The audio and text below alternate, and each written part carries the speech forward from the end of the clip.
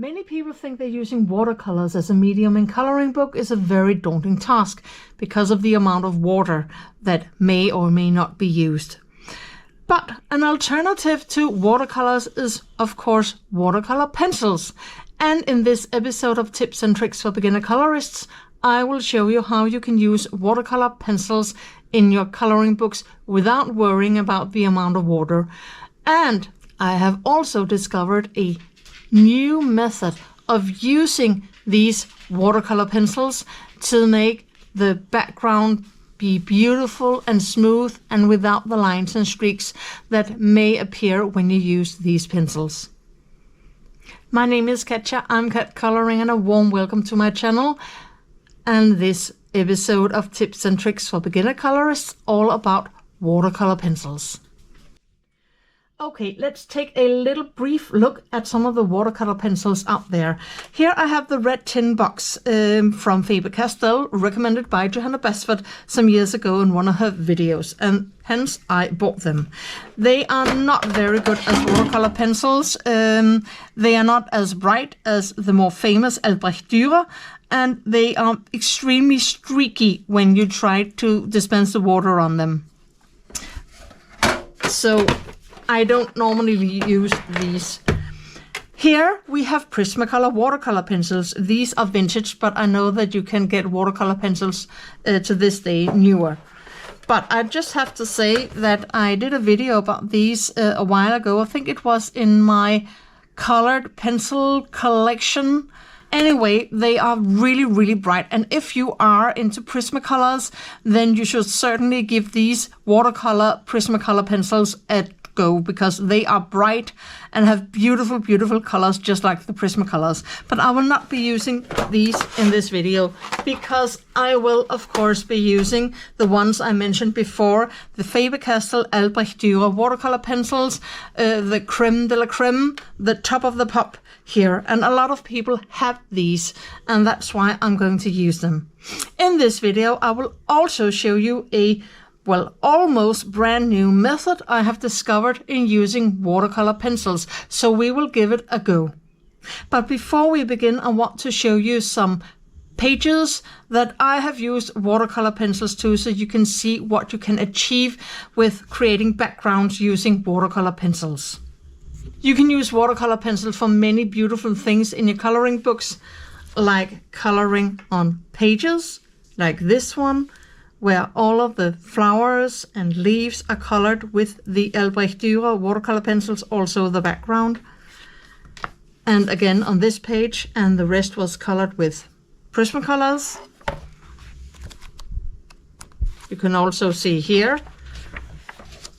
what you can achieve with watercolor pencils. This is Albrecht Dürer, and on top the Faber-Castell Polychromas for the rose bush.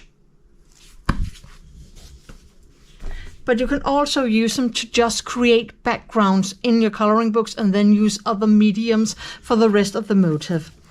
This one I did recently, not in spring as I was supposed to, but a couple of weeks ago I made this one, and the entire background, including the bouquet dots here, is done with the Albrecht Dürer pencils. But see here how you can mix and blend the different colors into each other and create a wonderful background.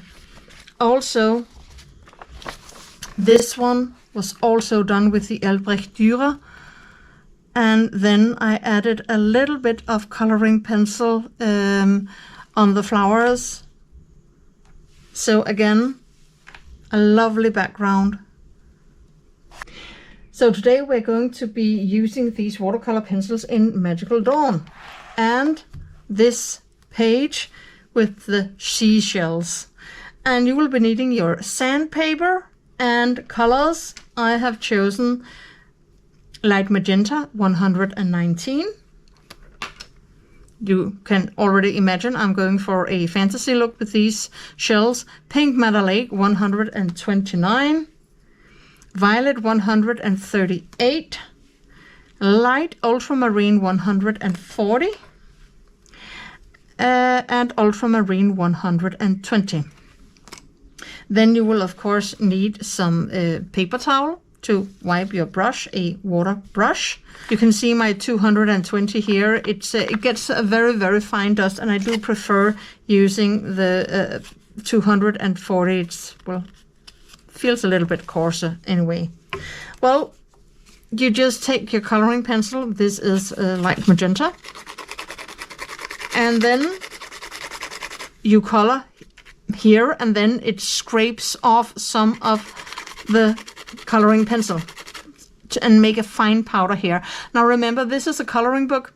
This is not watercolor paper, so this does not have as much tooth as watercolor paper. So you will have to experiment with the amount of powder you want on your page.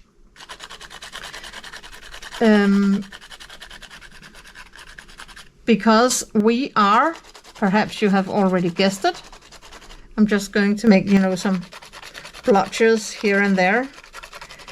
We are going to, let's take the pink Lake, make some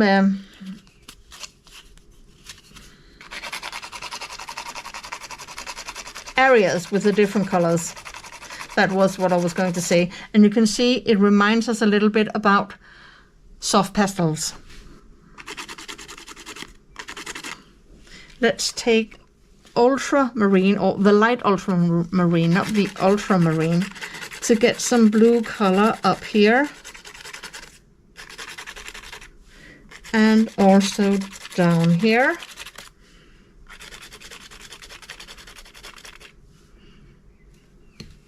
And let's take some violet. Perhaps a little bit of violet there. And down here. And the ultramarine.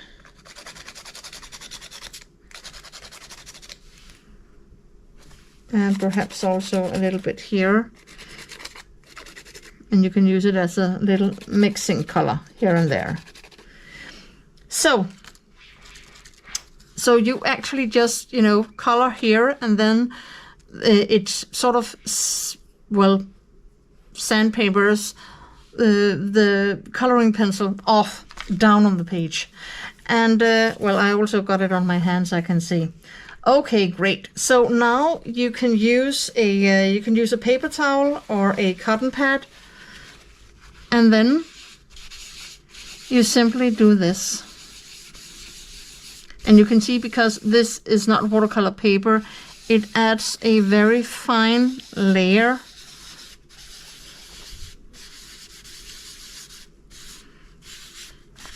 This is the blue color. Fine layer of the color. But we can still see it. Let's take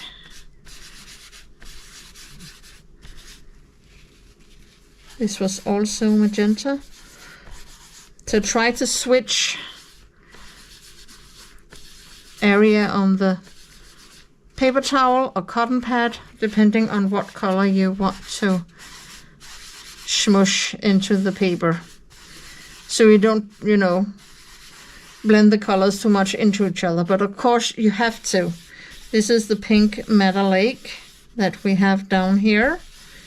It does look rather a bit like the soft pastels.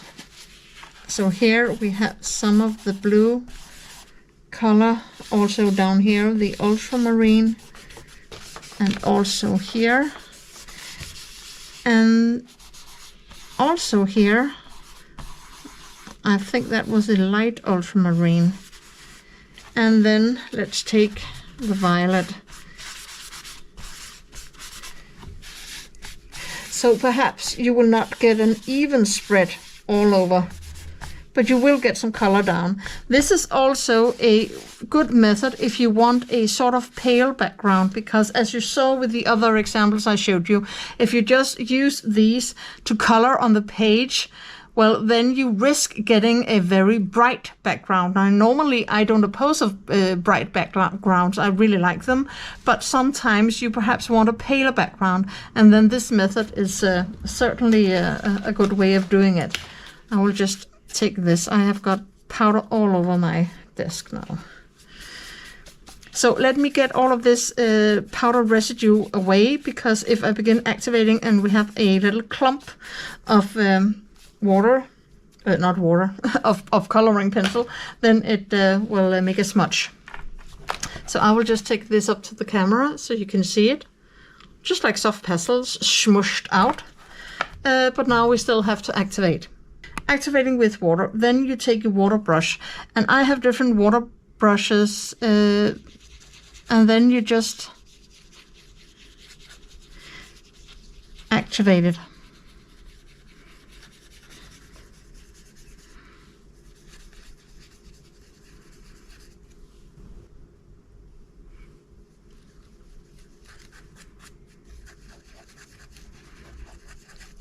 And then you can see when you activate it with water,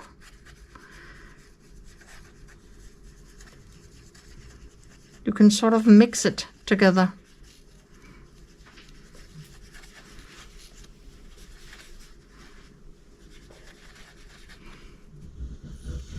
And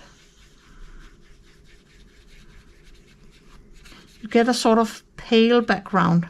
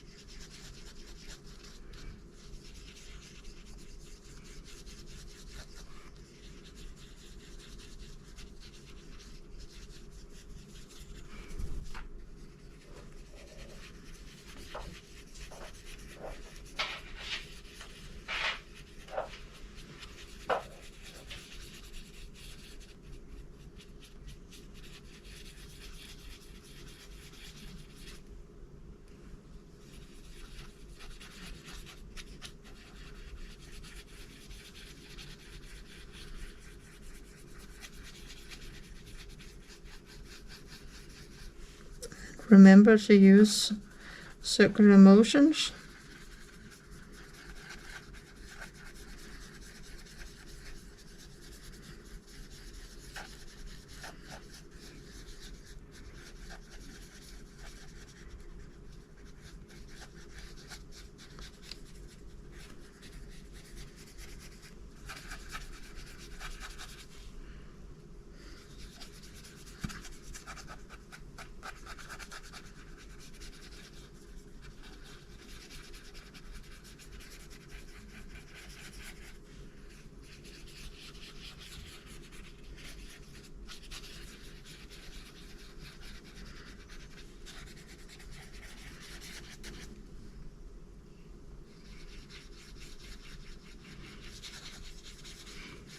And then you can just go over it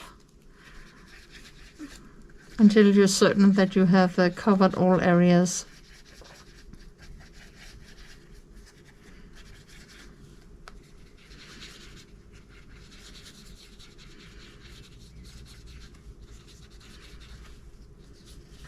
And what we have here is a nice pale background done with watercolor pencils.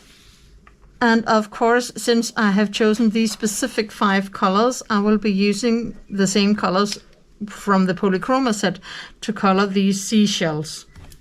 So this was one way of working with the Albrecht Dürer watercolor pencils.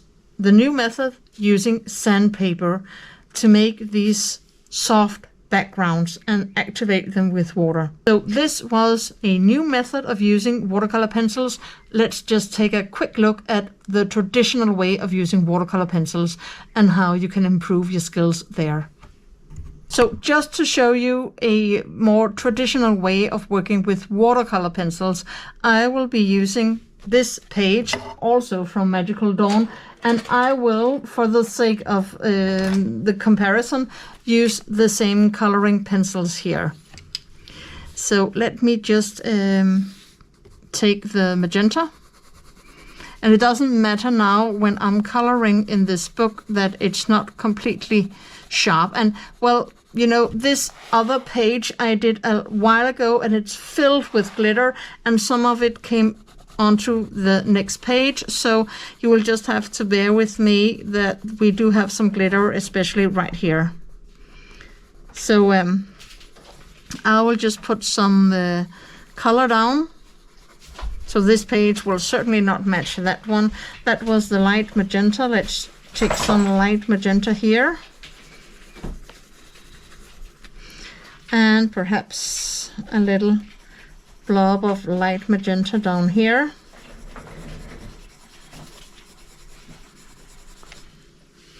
And let's take some pink metallic.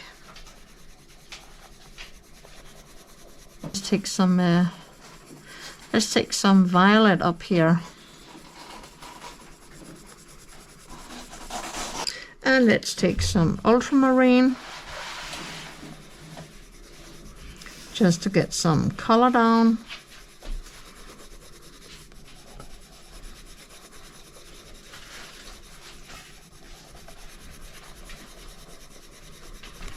And that was the light ultramarine. This is the ultramarine.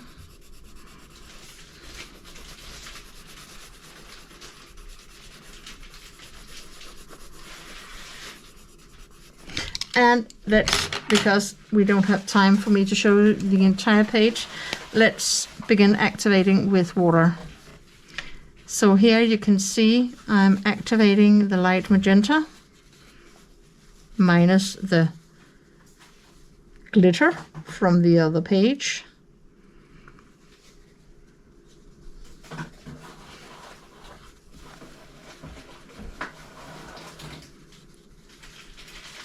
So now you can see we have a nice color. And then I of course wipe my brush and I begin with the violet color. You just need a little bit more of the water to dissolve. And straight into the ultramarine.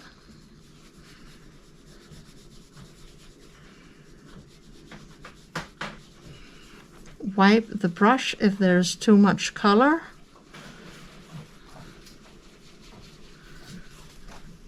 And you can see that now we have a little bit too much ultramarine here. Let's take some of the violet.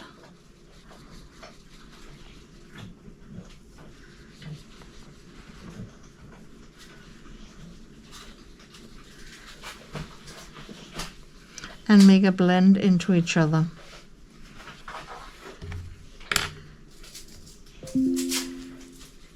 Oh. And activate the light ultramarine. Too much color, wipe it off. And again, with watercolor mediums like this, you have to work fairly quickly. And then you blend it into each other.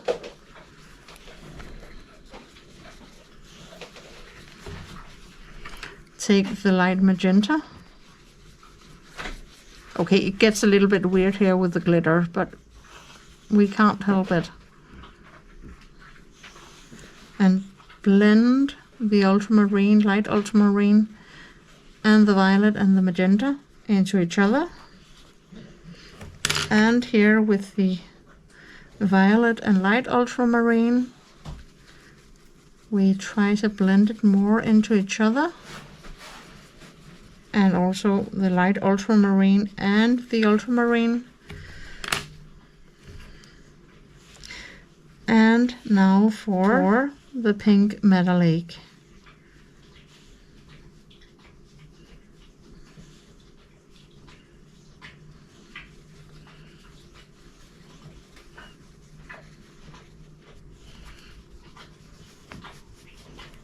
So try to get rid of the excess of the color and begin blending into the light ultramarine and the ultramarine.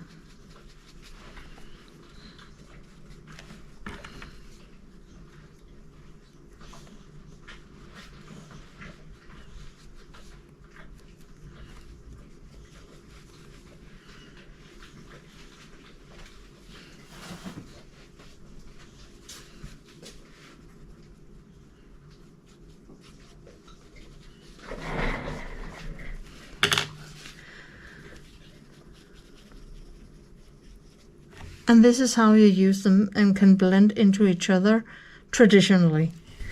A little bit like the Derwent ink tints, but here you can, you know, add some more water and you can actually reactivate these, which you can't with the Derwent ink tints. So I will just finish this and then we will look at the two different backgrounds. So here you can see the result of this page, and now we're going to compare it. So you can see if you use the traditional method by coloring and then activating with water and blending it together, you do get quite a lot of color down on the page. If you use the other method I showed you, then you get a much more pale result. You get a very pale background, and then you can make these seashells, the motifs stand out more. So you can use watercolor pencils to create a bright background and then of course make the rest of the motif even brighter or sharper, or color it in contrast to the background, or you can make the background very pale and really make these shells or the motif pop. So which method you would like to use is completely up to you. Of course, you can also just lay a very light layer of coloring pencil with the traditional method and activate it and get a paler background. But if you want a really pale background, then the sandpaper method is the way to do it. Well, I hope that you got something out of this video or learned something about working with watercolor pencils. If so, then my mission is certainly accomplished. This was the last of the videos with the water-based medium and coloring books. The next episode of Tips and Tricks for Beginner Colorists will be how you can fix ruined pages. Thank you so much for watching this video. Please give it a like, a thumbs up, really helps my channel. And if you're new here and you just happen to see this video, consider subscribing. Check out the playlists on my channel. So, have a lovely day, and until I see you in the next video, take care of yourself. Happy coloring. Bye.